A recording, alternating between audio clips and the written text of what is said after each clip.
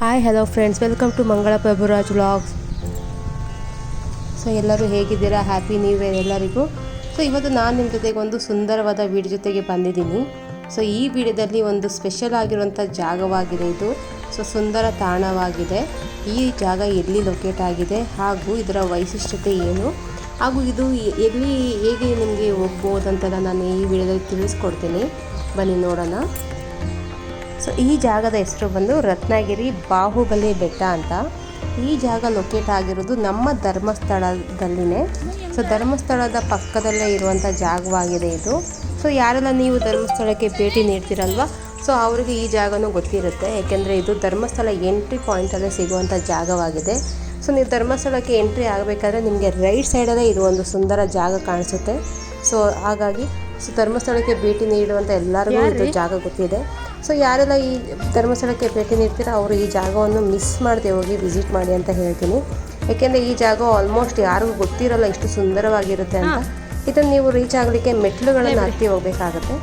ಹಾಗೂ ನೀವು ಗಾಡಿಯಲ್ಲಿ ಹೋಗ್ತಿರೋದ್ರೆ ನಿಮಗೆ ರೋಡಿನ ಮೂಲಕನೂ ಹೋಗ್ಬೋದು. ಸೊ ನಿಮಗೆ ರೋಡ್ ಮುಖಾಂತರ ಹೋಗ್ತಿರೋದ್ರೆ ಸೀದಾ ನಿಮಗೆ ಬಾಹುಬಲಿ ಬೆಟ್ಟ ತುದಿಗೇನೆ ರೀಚ್ ಆಗ್ತೀರಾ.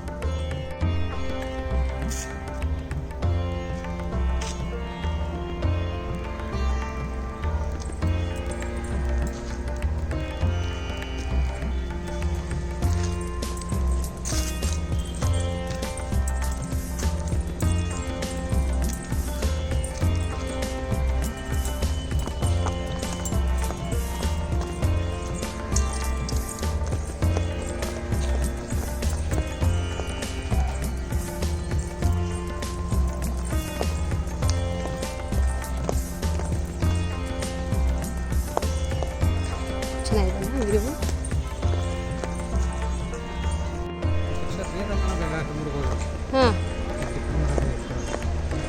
ಇಂಥವಾಗಲ್ಲ ಅಂತೀರ?